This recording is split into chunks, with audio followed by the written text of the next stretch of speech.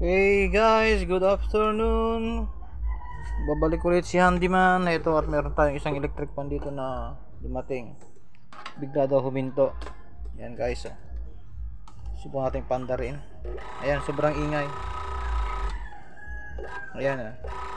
Pag ganyan na po, kung ganyan na po kaingay ang isang electric pan, ang problema na po niyan ay ito, shafting at saka yung partner niyang bushing. Ayan, yan, yan. Yan, papalitan na po yan. Okay guys, ganito ang sira niya, no. Ito to. Yan, yan ang bushing. Yan, tapos ganito ang isang sira din yan. Ayan. Ito po ang kanyang shafting. Ayan. Ayan. Yan. Yan na po ang sira niyan pag ano ng ano yan, ingay niyan. Okay guys, ito bubuksan natin. Ayan oh.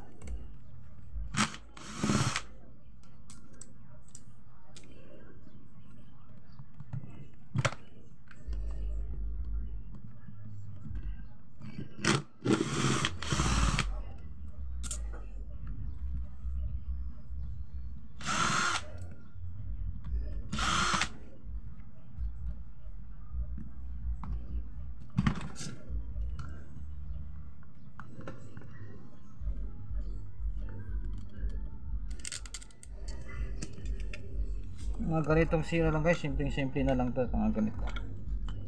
Maugo, maingay. Yan. Malimit na naging sira nito guys ay mga bushing lang.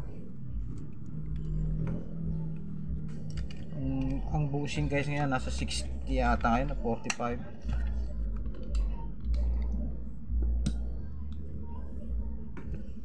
Ayan.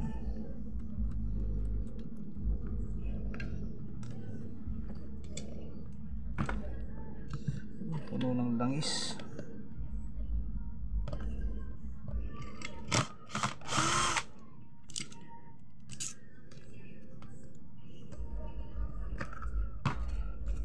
Ay, malaki.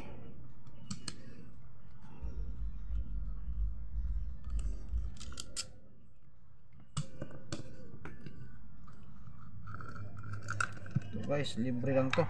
Walang bayad to. Ganyan kabait si Handyman guys. Yan. Dilibre lang natin ang gawa dito. Yan, pakikita ko sa inyo kung ano naging sira yan guys. Ayan o. Tignan nyo. Ayan o. Kita nyo guys. Ayan o. Ayan yan. Ayan o. Wala na.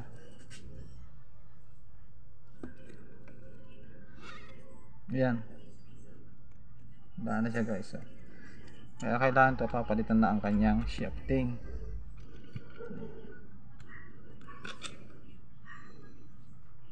Yan, mauga na rin oh. Yan.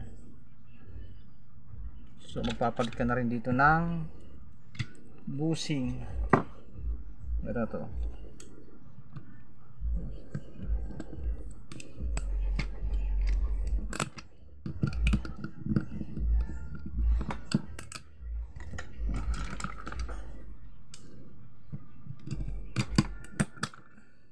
Yan.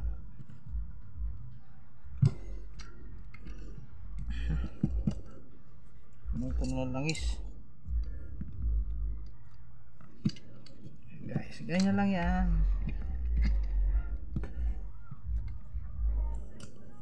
Yan.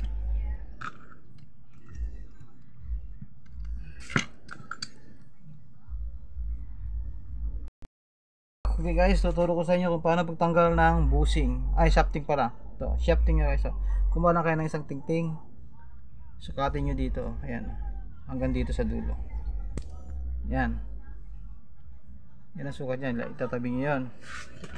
Tapos guys, pukpukin nyo lang na ganyan yan.